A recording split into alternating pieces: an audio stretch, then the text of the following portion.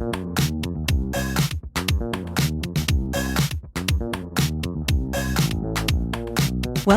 to the Soul Sisters series, where you'll get thought-driven, inspiring topics for your soul with Vaughn Solis and Brenda Rachel.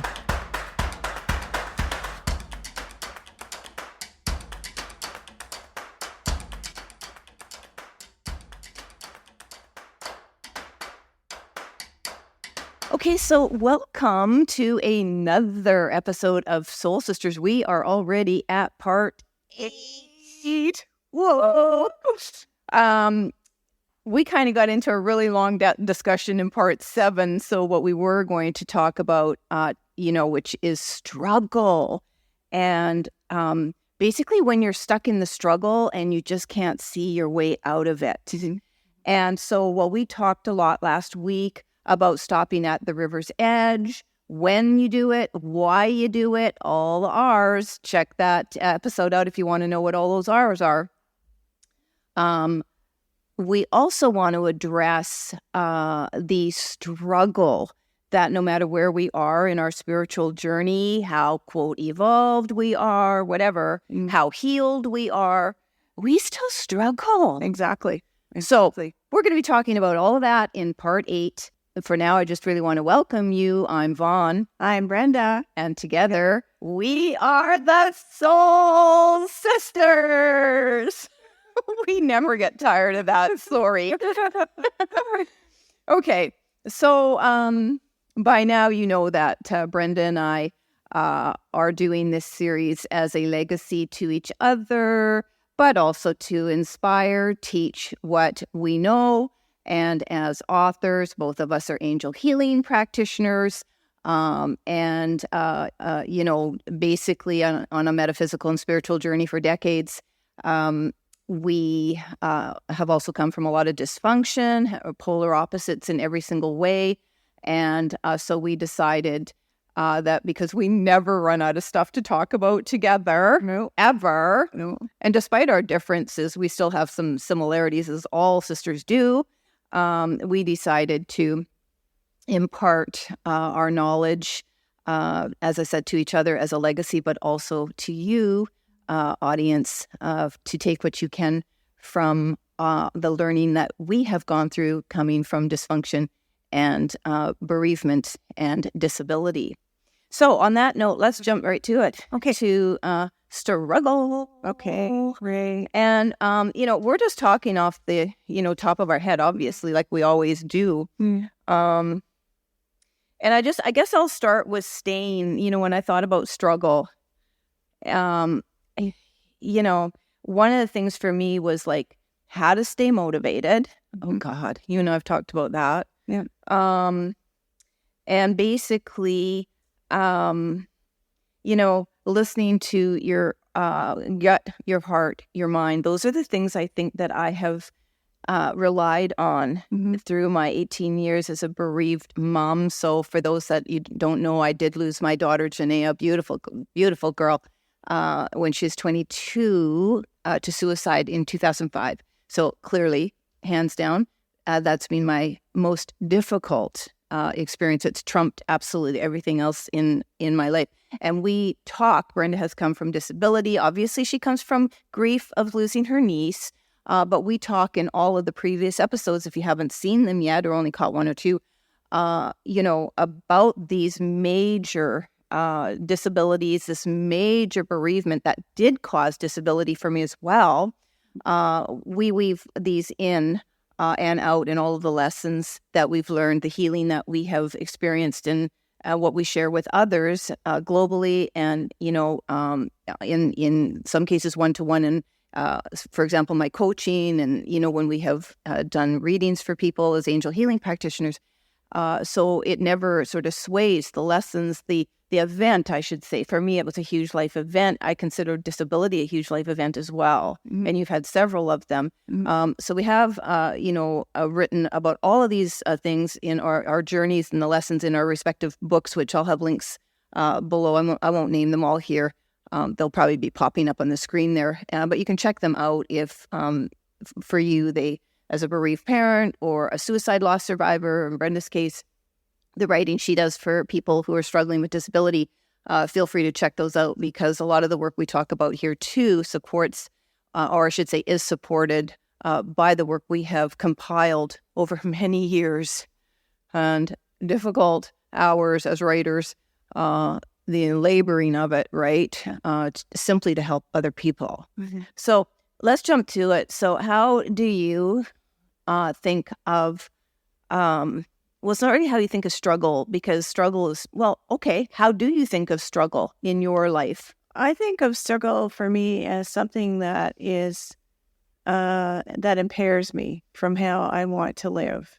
And I'm not really conscious of being in a struggle. I'm more conscious of how I feel, which is trapped and like going around. I'm getting an analogy in my mind now, because I love the water and I love being on the water. Being in any kind of raft, of any kind of flotation, whether it's a boat, a raft, a canoe, whatever, but being stuck in an eddy.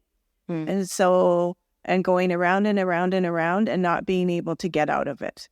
And An eddy being like a current? a current. That Okay. It's so a boat would go around and around and around Yeah. in that current. Oh, God. And you'd have to paddle very, very hard to get out of the current.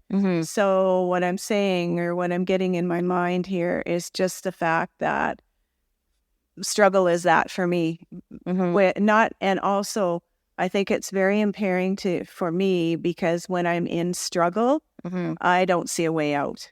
And so that is, for me, the limitation right there. Oh, yeah. And so I have to stop, and I have to just say, what is the worst thing that is going on for me today? Because I might be struggling about a few things, right? I could be struggling about my health. I could be struggling about finances. I could be struggling about just about anything, pain, etc. So I'll say to myself, okay, what's the one thing I really need to deal with today, and work on that one, and then look at, rather than all of them. Yeah. Okay. Because I think struggle is a compounding factor. I think there's many things that create struggle. And so emotionally, physically, for me, it's just not a one word defines all. No. That kind of thing. No, I think when we're struggling in any one area, like if it's I love what you say though first about what's the worst thing going on with me today, Right now, right in this moment. Right. And so, when we are presenting ourselves to you, the audience, this is who we really are. I will say this, I hate makeup. And so when I do my other guest episodes and stuff, I'll put a little mascara on and, try and make myself look really great. And, the ring lights and all that stuff. And one of the reasons I love doing this series is because I'm just no, okay, we'll do the lipstick and tiny bit of blush and that's it. So we are who we are. And so we can portray to you, or at least I feel that way. This is just me, authentically me. And if I could show you a picture of what I looked like after Janaea died, you would not believe it's the same person sitting here. And so one of the things I wanted to really just share is that really bothered me in my first years of bereavement is, and with my metaphysical and spiritual practice at that point of 23 years, I knew the biggies, that were the authors, that were the leaders. 3 years after Janaea died, The Secret came out, and there was a whole bunch of stuff I did through teleconferencing and sometimes some video stuff. It wasn't Zoom back then, but and in fact, I think it was all teleconferencing. So you didn't actually see the people in front of you. You dialed into a teleconferencing line. And what always bothered me was you never saw how they got to the top of their game. And so the goal always was jump to Z. And I could not do it. In fact, even at that point, 2-3 years into my grief, But for sure, it was 2008. I remember. Maybe it was 2007 though. So let's say 2-3 years into my grief as a mom, and my family's all dysfunctional. What was left of it, there were only 4 of us in my immediate family. So I blessedly had my surviving son, but he's only 13. He had his own problems and stuff. He wasn't. I had to be there as much as I could for him. But in every other area, life was impacted. Every area. Think any area. It was impacted, and badly. So when I was naturally inclined to participate in things that these offshoots of The Secret were producing for many of those authors and inspirational leaders and stuff, and I'm not going to name names. A lot of them are still around today, some are not. But no one talked about the struggle. And I have always been bothered by that as something that exists today still, whether it's in business, personal coaching, anything, except for, I will say, people who work specifically in grief and certain types of grief, and for sure suicide. The people that are coaching and what I've found in practitioners in those areas, they don't forget where they came from, because that's the whole reason they got into it. But if you are trying to get yourself out of a struggle with more traditional models, well, if I have more money, I'm going to be better. Yeah. I can move. I can get out of these 4 walls. I can leave my partner. What else would there be? But mostly it's driven by finances. Yeah. Success is usually driven by finances. So coming out of any struggle, traditionally, I think we are sort of taught, well, if you have enough money, you can get yourself out of anything. So it's all external, right? What do you think? Oh, no, because for me, my struggle dealing with my physical pain. Well, we're going to get to that. Yeah. But I'm just talking right now in leaders. So where people leaders. Yeah. So where people, we're going to move into this, but where people would normally gravitate to. Yeah, yes. I feel horrible. It's a financial struggle. Yeah. I feel horrible. More money or a bigger house or a new car is, or a move across the country is going to change that, and I am going to feel better. Yep. So what do you always tell me? You take yourself wherever you go. Yeah. You take yourself wherever you go. You told me that many, many, many, many times. But you see, what I'm trying to say here is when we're in a struggle of any sort, whether it is mental, emotional, spiritual, physical, they all impact other areas. So if you're struggling physical, your mental health, you could well be suicidal, for goodness sake. You could be so depressed and anxious, thinking your world is never going to change, which actually led to Brenda's suicide attempt, which we've talked about in earlier episodes and she details in her book. But, and I should just say in her book, Broken Spirit, Awakened Soul, and I've detailed all of my early struggles in divine healing, transforming pain into personal power, because it's chronicles the absolute depths of despair for both of us, and what we more or less, the flip side of that, thought about, or at least in my case, set myself up to actually heal the worst of my grief from, with a practice in that book. So we know our struggle in various ways. We know the struggle, but I am saying, so for most people, even today, I think we're wired to think more money solves the problems. A bigger house, a move, and I, in some ways, did too. I loved my home and we were living in a log house, so it wasn't that. But as the years went by, just thinking that certain external things could still come in and fix the remnants of what I was struggling with. Do you know what I'm saying? Yeah, I'm just going to pop in here because I'm just getting the thought now. Yeah. That, see, struggle to me is internal. Of course. Struggle isn't external. Yeah. And so the driving force to fix anything, and because the struggle is internal, but it is precipitated by external. Exactly. Right? Exactly. So it comes from within. So the only place that I believe that I can fix my struggle is from something internal. But most people are not. We're not educated, and we're not informed about this. Certainly from childhood, and unless you at some point in your life commit to doing the deep dive inside, you're not going to figure that out. Yeah. You're going to the external sources, the coaches and whatnot, that the leaders of, trying to fix everything externally that you can think of, when one thing after another simply doesn't work. I'm thinking, a new partner will do it, new friends will do it, a new hobby will do it, and whatever. But you really have to dig deep within to understand the struggle. And then I'm going to go back to what you said. What is the one thing, the worst thing, or the hardest thing? I'm going to rephrase that. What is the hardest thing I'm struggling with right now? Instead of trying to get from A to Z, because the people we may be trying to learn from, or the methods we're trying to work with, or the practice we're trying to work with, or the anything we're outside ourselves we're trying to depend on to fix us, right? Always gives us the end result. Here's, if you do this, this, and this, here's where you're going to be. Yeah, that could take years. Absolutely. Years to understand. And part of my struggle in really getting to where I was comfortable with my,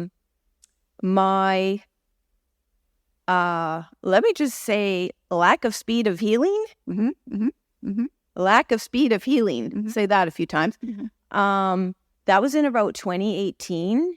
And I gave myself permission to, one, never fully heal if that just was too big.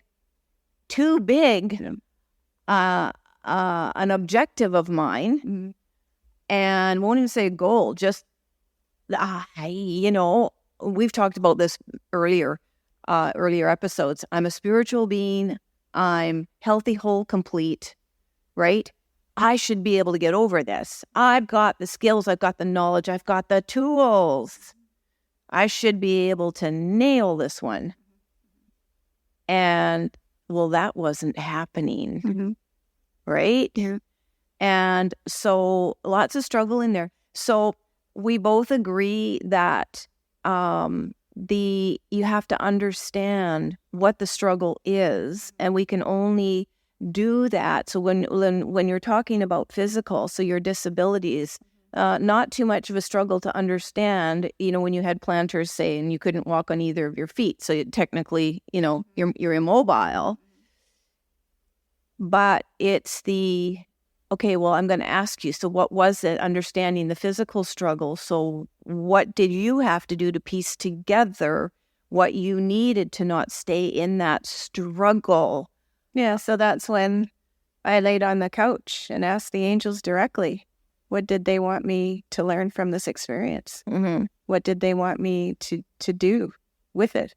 And I just was laying there, and these questions just came to me. I didn't sit and make out a list of what I'm going to do, because I was very much connected with the angels. And I always look for the bigger purpose, what's going on in my life. There you go. That I don't really stay down on the earth level. When something is going on, whether it's emotional or it's physical, for me, I know that there's, for my own personal growth, I know there's something bigger going on in my world for me to be experiencing what I've been experiencing, because I have been through so much physically and emotionally that it just, and right at the outset, started to work with the angels. Yeah. So for those of you that are thinking, I don't work with the angels. Fortunately for me, I was already very, very new to angels, but I was working with them. I was still being challenged a little bit by, are they real? That took a few years to kind of really get that Yeah. For me, that became a non-negotiable to even ask, but it did take a few years. So let's Finish that statement. Were they real? yes, Yeah. angels are for real. Mm-hmm. And I've had many, countless demonstrations of that in my life, both in the physical and, in the astral, and certainly in the non-physical way. You ask for something, you get it. But I want to really think here to help people who are not working with angels. Yeah. And they are stuck in a disability. Mm-hmm. They are, and maybe immobile. Maybe you've been hit with, a diagnosis of a horrible illness, disease. Maybe it's terminal. And though I don't deal in any of that stuff, although I worked very shortly for a very short period of time in palliative, whatever the struggle, maybe you just lost your job. Whatever the struggle is, relationship split up, anything that feels like a mountain to you, it's a mountain. Oh, exactly. And I'm just going to interject here. So when I had my five-year-old, and went to the rheumatologist and got the diagnosis, I was going to end up in a wheelchair. Yeah. Right? At 40. Yeah. So I'm just saying, I wasn't in touch with the angels. No, I know. That's what I want. I know. And so I was just going to say to people out there, I totally understand and respect anybody that isn't in touch with angels or believes in them or anything. I didn't know anything about working with the angels when I had my first major disability. And it was a true disability for several years with a diagnosis, like I said, of ending up in a wheelchair at 40. And 40 to 42. And so for me, that was the end of the world, absolute end of the world. And so from there, I went into downward spiral. So my struggle took me in a downward spiral where I tried to commit suicide because I didn't want to live in a wheelchair. Nothing against anybody that does live in a wheelchair. I didn't want to do it for myself. So I'm just saying the angels for both of us have been our blessing and godsend and savior, as far as saving our why we're here and we're doing our work and we found our purpose work through the angels, etc. Somebody else that's in that place where they can't see anything but struggle. Yeah. So the first thing I would say to you is, what's the one thing, if you could have changed in your whole situation, what's one thing that could be switch it into a positive? Yeah, just one thing, one positive thought. And so whether or not it would be like, today I'm going to eat a good meal, or like all the things that you haven't been doing for yourself because of the struggle. And so because we let ourselves go I believe when we're in a struggle, not only emotionally but physically, stop eating or do things, anyway. Good point. We don't respect ourselves. We don't, And we don't care for ourselves because the struggle's it's too big. It's too much work. It's too much work to go to the fridge and take out something healthy or whatever. So, anyway, and I'm not saying eat healthy. This is not what I'm saying.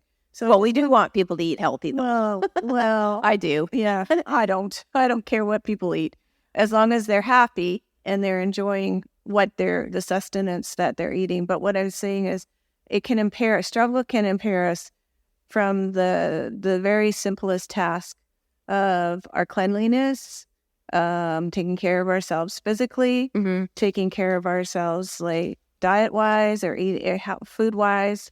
Taking care of ourselves, like reading something positive or watching something positive. Because if we can go down. It's very easy to get in a spiral and continue to go down and down and down the negative staircase. Oh, man, yeah. And it's really hard when we get to the bottom and we make a decision, because at some point, only we, and this is again because it's internal, can make that decision to start going back up the stairs. And nobody else can make us take that walk. I know. And so, it's like, I just want people to know that no matter where they are in their struggle and how impairing it is for them, for their mobility, whether it's in their physical body, whether it's in their mental mind or whatever, we are the ones that impair ourselves. Nobody else does this to us. Yeah. The situation may involve other people of why we're in a struggle, but we are the ones through our thoughts in our mind that create what is actually going on in our world. So if we can just take one thing that we would like to change and work on that one thing and have it be like something, like I said, very as simple as eating something maybe that day, saying, okay, today I'm going to really focus on eating one healthy thing, or thinking I'm going to watch one really, really good show that I like to watch that brings me joy, so whatever.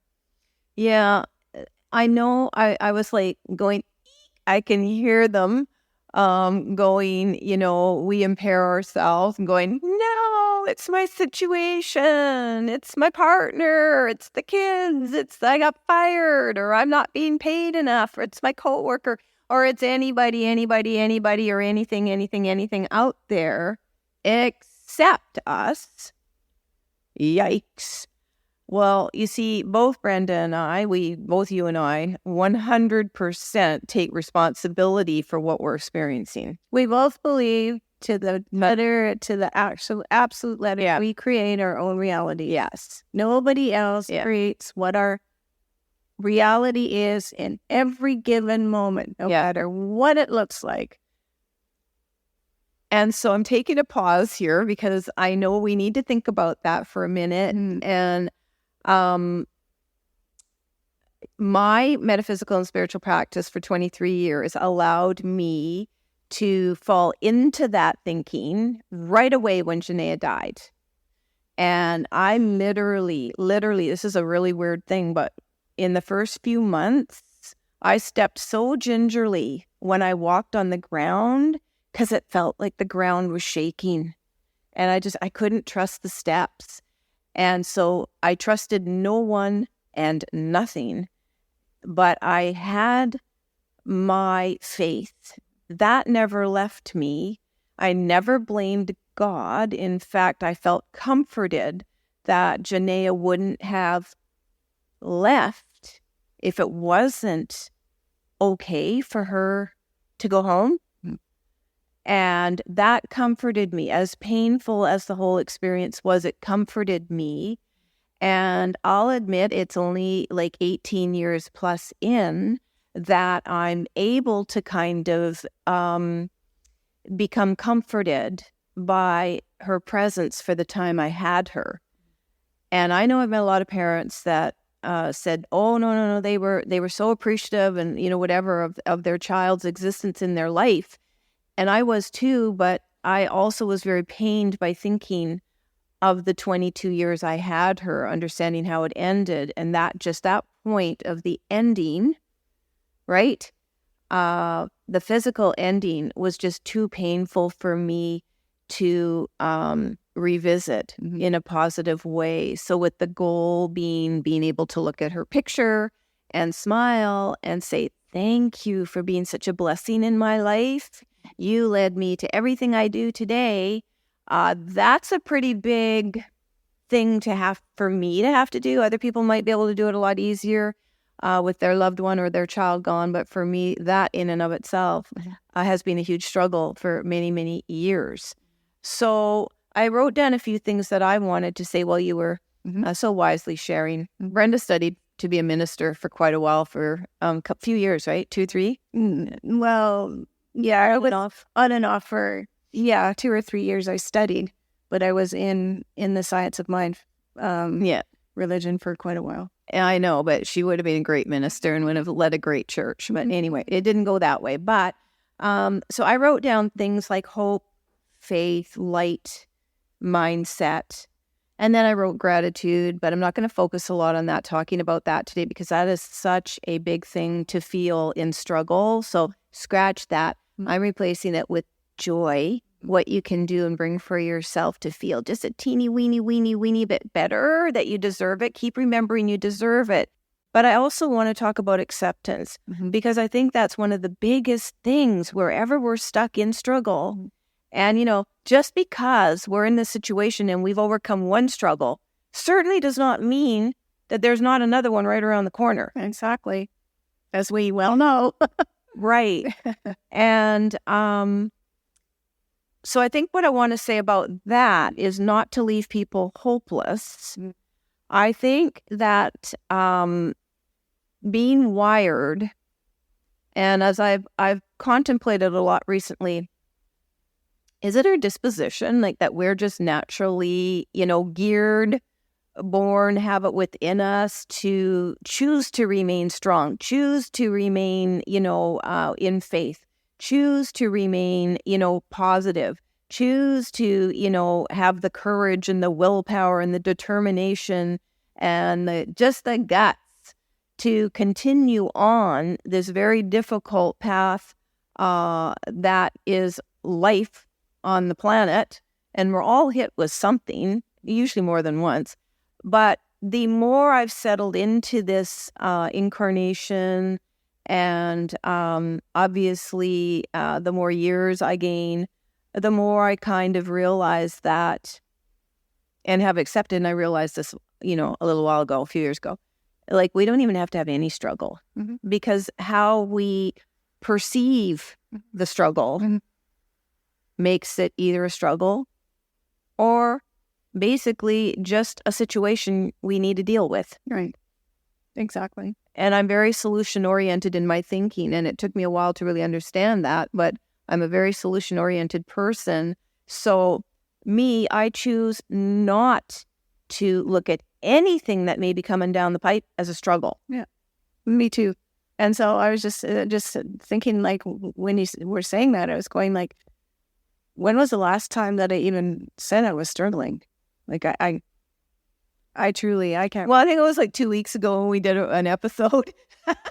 No, and you said that, I can't remember what the actual words were, but you were saying things we could have been talking with anxiousness. I don't know, but you're right. Neither of us are sitting there talking anymore and going, oh, I'm struggling.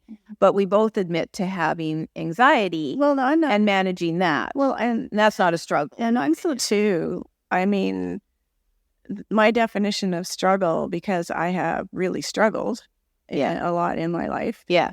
Is I don't even think that's in my vocabulary. I would say that I have situations that are very unsettling, and that I have to deal with.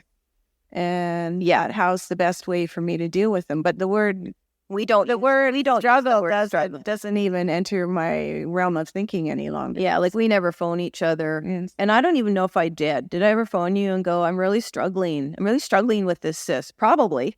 Yeah, you might have, but that was like when years ago. Years ago. Nothing recent. Yeah. So so what I want to say, it's not like you flip a switch one day and go, oh, the struggle's gone. No. It is a refining. I know what I was just going to throw out. Yeah. There is. So my word would be challenge. Yeah, a challenge. She probably said challenges. Yeah. I know. I didn't say struggle. I didn't say struggle. I wouldn't even use that word. No. But challenges. Yeah, right. So we still get challenged. Oh my goodness. Yeah. And then what we do is we sit down with each other, because we're each other's kind of sounding board. Yeah. And say, okay, I'm going through this right now, and I'm just needing sort of some guidance in which way or whatever. But we turn to each other, just get some feedback. Yeah. And so, even if it's just sort of, as we discussed last week, stopping at the riverbank and resting. Yep. Oops, I told you 2 hours. But anyway, stopping at that riverbank and resting, and maybe we are a sort of a guide or a light for each other, and say, I can sense, or that maybe do you need time out? Do you need to rethink? Do you need to rebalance? Those are all the R's, people. Reframe. Anyway, But you're right. Like, so we do not use struggle in our vocabulary, but we're not brushing over this. It took us years to eliminate the struggle to not live in struggle. Correct. But what was at the root of the transformation, the mindset transformation, and then the physical and emotional and even maybe spiritual transformation was this commitment we both had in our respective ways to not staying in that struggle. Well, yes, and also that I am the oarsman in my canoe or my raft or whatever, and I'm the one paddling it, and I'm the only one that can direct it.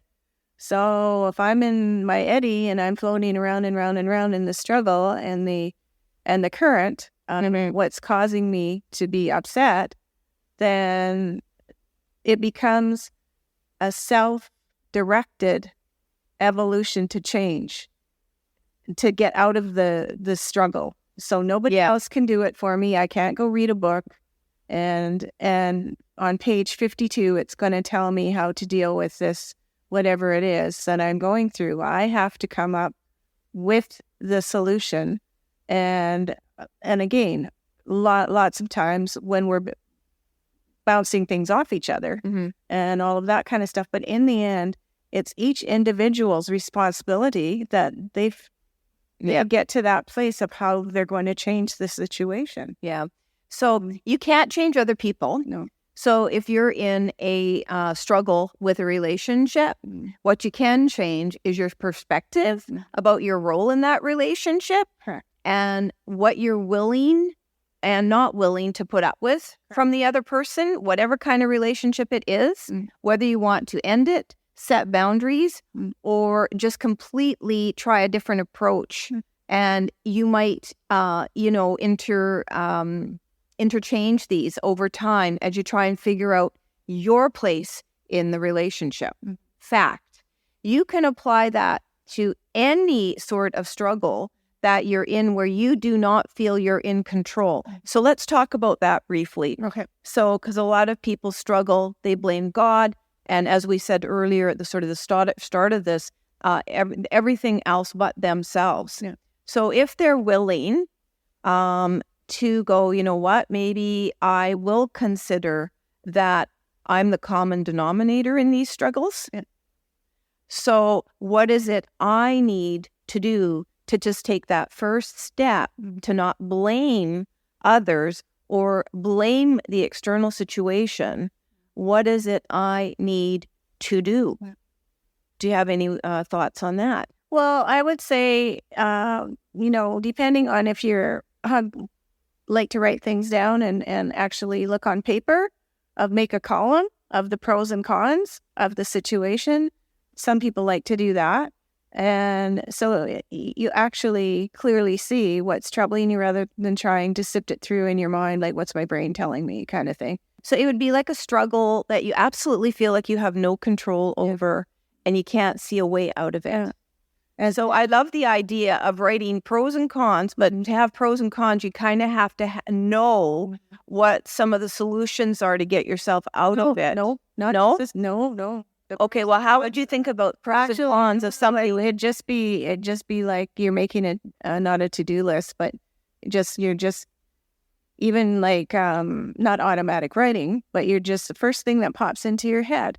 You say, okay, at the top you can say my struggle with whatever, and then pros list and cons list, like the things that are for the particular circumstance that you're dealing with, the good things and the negative things.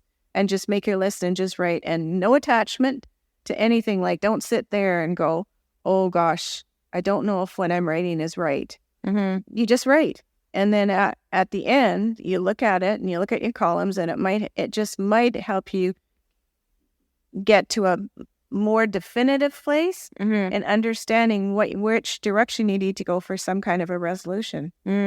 That's interesting. Because if you're looking, so if you're doing the here's the struggle at the top, struggle, and then as you say, for and against, So while you were saying that, I was thinking, how's a person ever going to think about, write anything in my struggle is offering me something great here, because that's positive, negative.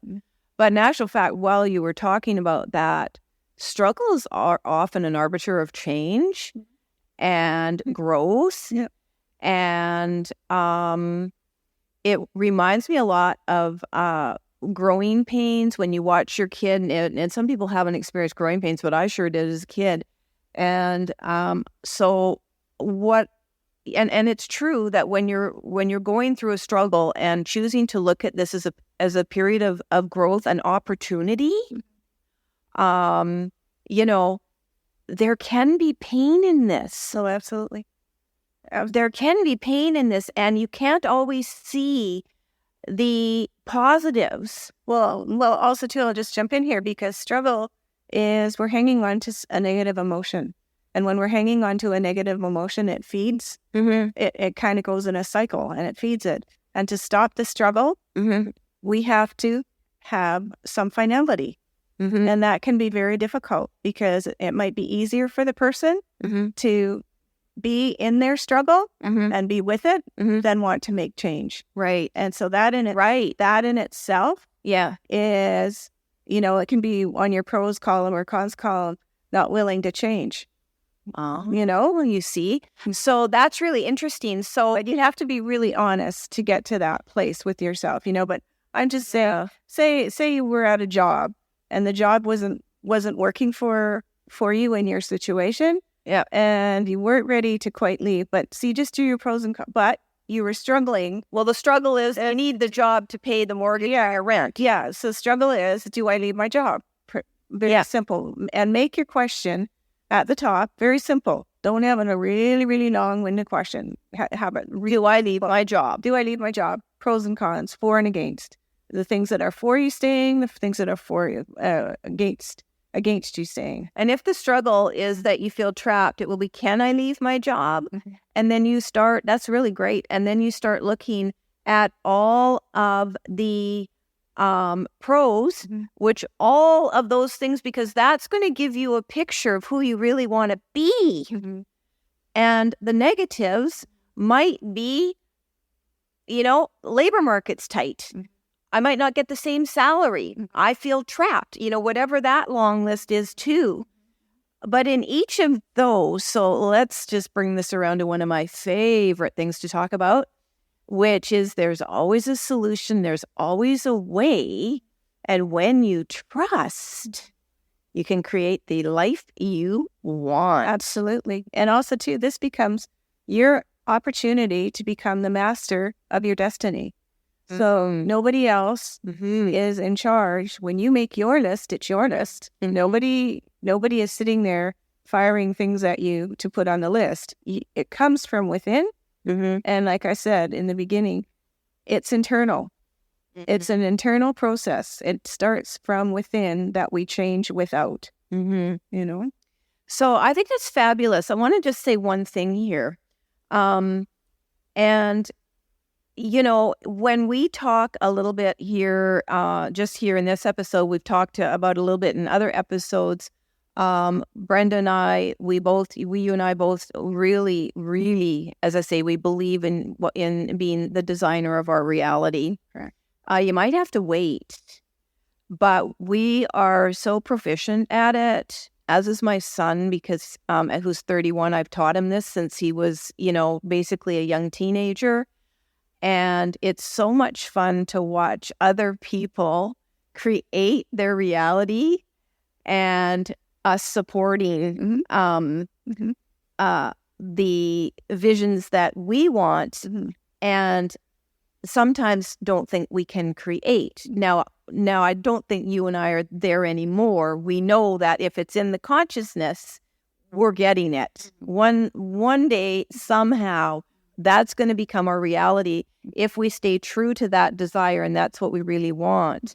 And so I just want to say, you can't see it. Many times I've said to Brenda, I wish they could see out the window here. The video doesn't allow it, but right out there is the Georgia Strait.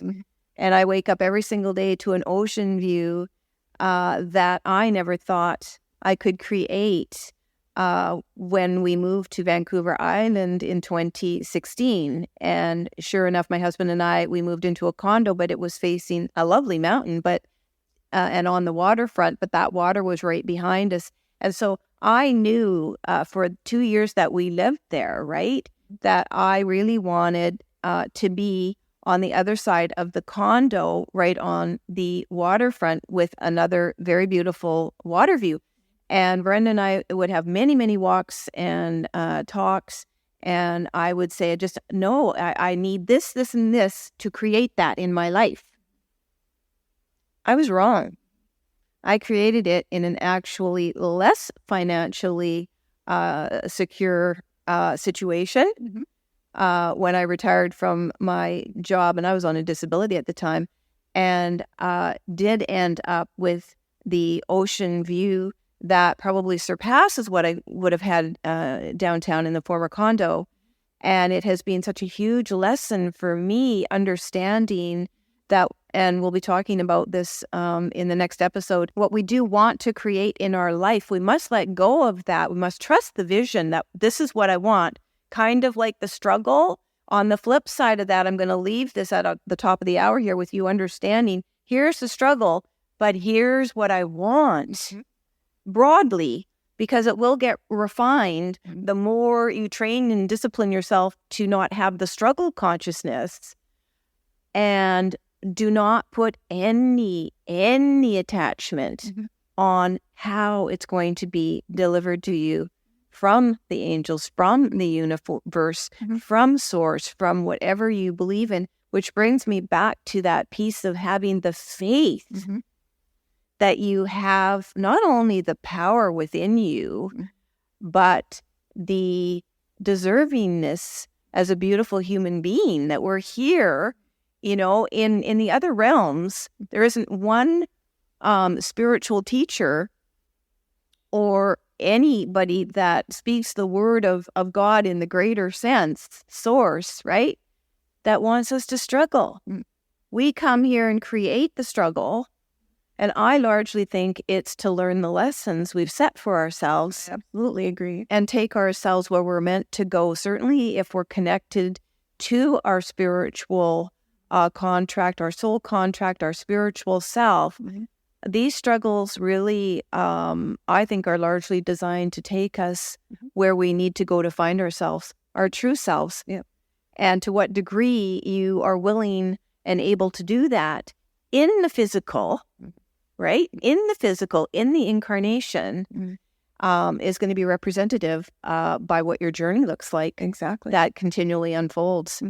And be willing, I'm just going to say too, be willing to receive. Because a lot of times when we're in a very, very downtrodden place, we're feeling less than, not worthy. And that we don't deserve. And so just stay open to the gifts. As Vaughn says, not on how you're going to get them. But that you deserve to receive them, and it's your birthright. Exactly. Beautifully put, Minister. No, but it is. So I know this is such a huge topic that we're kind of only diving into it. I feel kind of like it's so surface, and it's very individual for all of us. And I just want to also say too, neither of us are here telling anybody how to do life. No, neither of us. No, just telling you how we did it. Exactly. We're sharing with you how we approach life in all its many forms, experiences, and struggles to arrive at a place where we feel content, safe, secure, joyous.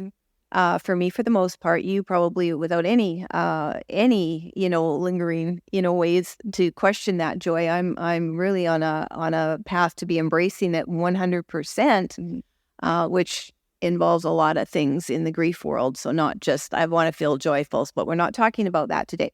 But can both honestly say we do not struggle. No. Now, I will just add a caveat to that. When I say we don't struggle, I do want to say emphasize again, there's a difference between living with a disability and honoring that physical, mental, emotional, that proves to be an ongoing struggle because it is something that you, me, Brenda, we have to manage. Brenda lives with fibro. I'm just going to use the fibro and stick to the physical. I live with PTSD. These are very real disorders, disabilities that have to be managed, whatever you're living with. So we are not saying at all, or, trying to convince, I'm certainly not trying to convince myself or anybody else that some of these struggles, these disabilities, these limitations, these illnesses, these, disorders magically go away. No, I'm saying for me and what I've had to live with, and I know I'll let you answer that for you, what you had to live with and still live with and manage. For me, it's about the managing and still training the mind to understand the things that have threatened me, because when you have PTSD, everything threatens you. You're sort of in survival. So it's by understanding what it is we are struggling with, what we can or cannot maybe change today, not saying about the future, how we want to manage that. So I'm saying for me, what trumps everything is wanting to live a peaceful, calm, harmonious, balanced life all day, every day, because not only do I deserve that, I want that. Yeah. And I think really when you pile it all on, and I've gone back to kind of go, holy crap, you've been through a lot. You sure put yourself through the ringer, Vaughn, emotionally, with all the blame and guilt and regret and things like that. Understanding that, which took, about 3 years to kind of do that. And I chart all that in my last book, which is called Lessons in Surviving Suicide, a letter to my daughter, that if you are a bereaved parent of a child who has committed suicide, any age that might be a comfort to you, that was when I really dissected it and understood this is what I'm struggling with that's impacting my healing. All of that emotional, by the way, and choosing to honor it, respect it, and then say, you know what? I think I'm good. I think I can make room in my life for something new. So I'm going to leave you with that. Do you have anything else you want to add? No, that's a perfect ending. Okay. I want to thank you for watching this or listening to this, and hope to see you in the next episode, part 9, where we're going to be talking all about our heart, what's in it, what we want to fill our lives with, and how this can guide us to our purpose and what we're meant to do on this planet. So see you then. Thanks for watching. Thanks for listening. We are the Soul Sisters.